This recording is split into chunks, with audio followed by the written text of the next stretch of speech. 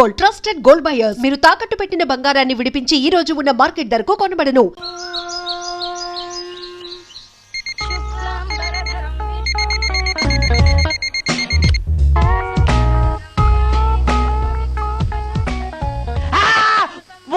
ఏంటి నిన్ను చూసి నువ్వే భయపడుతున్నావా? ఏం చేస్తావు? నీ ఫేస్ అలాంటిది, భయపడక చేస్తావా? అందుకేగా నాకిప్పటిదాకా పెళ్లే కాలేదు. అయ్యుంటే ఈ పాటికి ప్రొడక్షన్ ఆపరేషన్ రెండు అయిపోయింది. ట్రై చేస్తున్నాం సార్. ఇప్పటికే పెళ్లి చూపులు హాఫ్ సెంచరీ పూర్తయినాయి. సెంచరీ అయ్యేలాగా ఈ గంతకు తగ్గ బంత దొరకపోతుందా? డబుల్ సెంచరీ కొట్టినా నీకు మ్యారేజ్ అవ్వడం నాకు డౌటే. ముష్టి వాళ్ళకి మోస్ట్ వాంటెడ్ టెర్రరిస్టులకు కూడా పెళ్ళయి పిల్లలున్నారు. నీకేరా లేంది. అయితే నన్నేం చేయమంటావు? బిర్యానీలో బేగాన్ స్ప్రే కలుపుకుని తిని చావు. చాలే, నోరు మూసుకో. అసలే చండాలమైన ఫేస్ వేసుకుని పెళ్ళి ఒక నేను ఎడుతుంటే పైగా నీ ఎగతాడు ఒకట పాదలకి.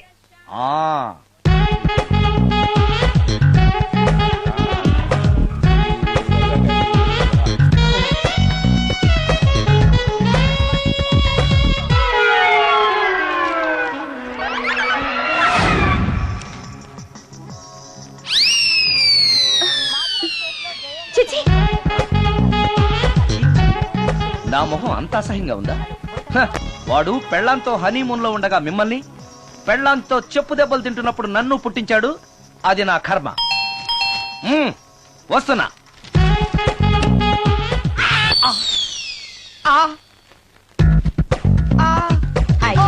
ఏటి బడిసే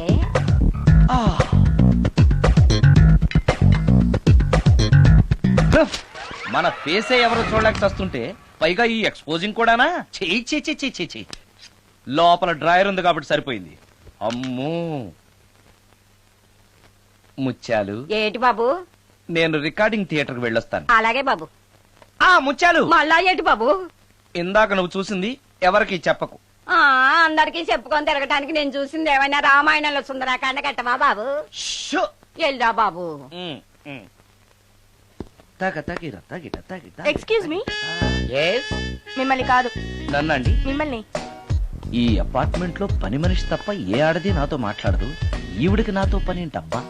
ఎస్. మీకు అభ్యంతరం లేకపోతే ఓ ఫోటో తీసుకోవచ్చా? నన్నా? ఆహా, టైం మారింది. మన ఫేస్ కి ఏకంగా ఫోటోలే తీసుకుంటున్నారు. ఈ ఛాన్స్ వదలకూడదు. ఓకే. Excuse me. సాధారణంగా మీరు అసలు నాతో మాట్లాడరు కదా. ఇవాళ ఏకంగా నా ఫోటోయే తీసుకోవడానికి కారణం తెలుసుకోవచ్చా? మా బాబు అన్నం తిన్నని గోలు చేస్తున్నాడు. నీ ఫోటో చూపించి బెదిరిద్దామని. ఇందులో జోక్ బాగుంది.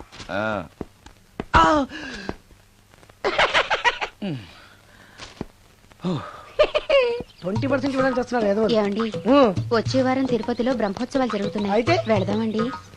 3 రోజులు టైం వేస్ట్, 2000 డబ్బు బక్క. ఏదో టీవీ ముందు కూర్చున్నావు అనుకో, లైవ్ ప్రోగ్రామ్ ఇస్తారు. ఫ్యాన్ కింద కూర్చొని పల్లీలు తింటూ చూడొచ్చు. రేపు ఆదివారం ఏదైనా మంచి సినిమాకి వెళ్దామండి. వారిని 3 గంటలు టైం వేస్ట్, 200 రూపాయలు డబ్బు వేస్ట్. 3 నెలలు కళ్ళు మూసుకోనుకో, ఏదో ఛానల్ వస్తుంది, ఇంట్లో కూర్చొని చూడొచ్చు. అవును, మర్చిపోయాను, నీకు ఫిష్ బిర్యానీ చేయడం వచ్చా? తినాలుంది. ఎందుకు అనవసరంగా డబ్బు ఖర్చు? ప్రతిరోజు టీవీ చూస్తూ కూర్చోండి. ఏదో ఒక రోజు టీవీ ప్రోగ్రామ్ లో గుమగుమల్లో చూపిస్తారు ఎలా చేయాలో. లొట్టలేస్తూ చూడొచ్చు. మాటల్లో పెట్టి రికార్డింగ్ థియేటర్ వరకు నడిపించుకుంటూ తీసుకొచ్చి ఆటో డబ్బులు మిగిల్చారు. హలో, నువ్వు ఎంత బాగా వాయిస్తావు, ఏం బాగా వాయిస్తావు అనేది నాకు అనవసరం. నీకు ఇచ్చే రిమ్యునరేషన్ లో నాకు 20% ఇస్తావా? అయితేనే ఓకే. Line note. అలా అయితేనే ఓకే. లేవుటి ఇంకోసారి ఫోన్ చేయకు పెట్టే ఫోన్. ఇదిగో, నువ్వు పంజాబ్ వెళ్తున్నావు కదా, మా ఆవిని మాధురి రికార్డింగ్ థియేటర్ లో డ్రాప్ చేసి ఆ తర్వాత వెళ్ళు. అర్థమైందా? అలాగే. ఒక్క నిమిషం. హలో, ఏమయ్య, నాకు ఈ సొంత ఎందుకయ్యా? నువ్వెంత సీనియర్ అయితే నాకెందుకు? 20% ఇస్తావా? అలా అయితే రికార్డింగ్ థియేటర్ గిటార్ వేసుకుని వచ్చాయి. ఇది ఒక్క నిమిషం. పక్కనే కదా ఇల్లు, నడుచుకుంటూ వచ్చి ఆటోలో వచ్చానని చెప్పి మా బాధ దగ్గర 100 రూపాయలు తీసుకో. మా బాధ దొరకకుండా 100 నాకు ఇచ్చి. అది ఇగో ఒక్క నిమిషం.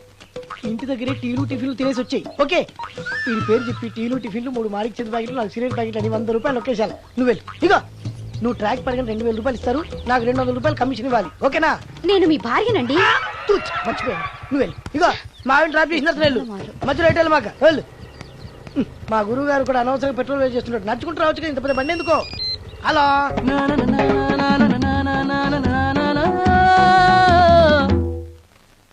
ఏమయ్యా నువ్వు ఇన్స్ట్రుమెంట్ ప్లే చేస్తున్నావా దుమ్ము దులుపుతున్నావా? Sorry sir. కొంచెం స్లోగా. Okay sir. Please please. Sir good morning sir.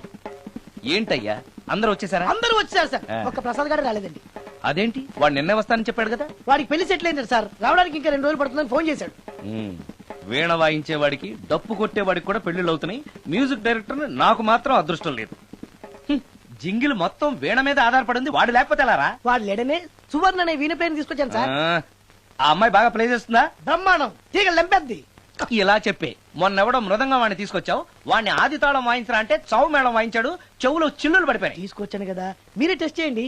ఒక్క నిమిషం రండమ్మా. నా కమిషన్ మీద మర్చిపోద్దమ్ము. ఈయనే మ్యూజిక్ డైరెక్టర్ సుందరం గారు. నమస్కారం అండి. నమస్తే.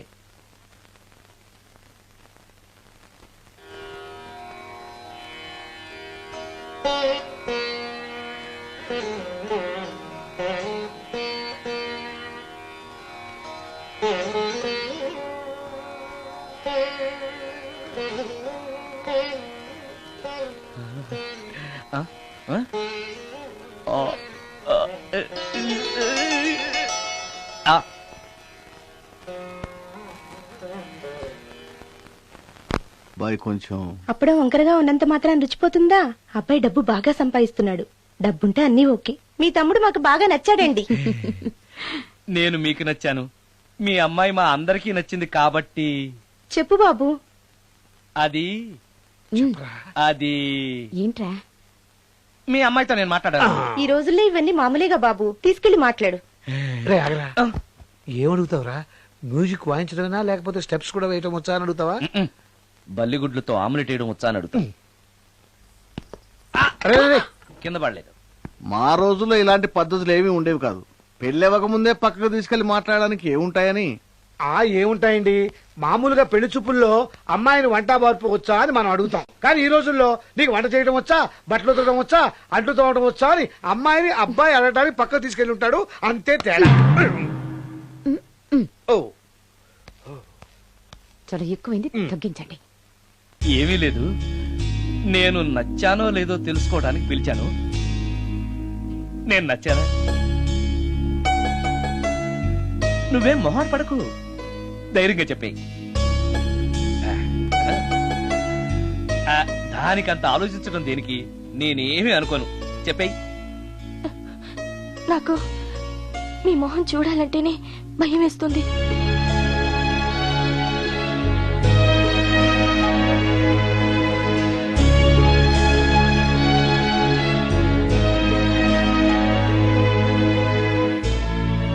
పనిలో పని ముహూర్తాలు కూడా పెట్టేస్తే మనం పెళ్లి ఏర్పాట్లు చేసుకోవచ్చండి. అలాగే అక్క, ఏనానా? ఈ పెళ్లి జరగదు.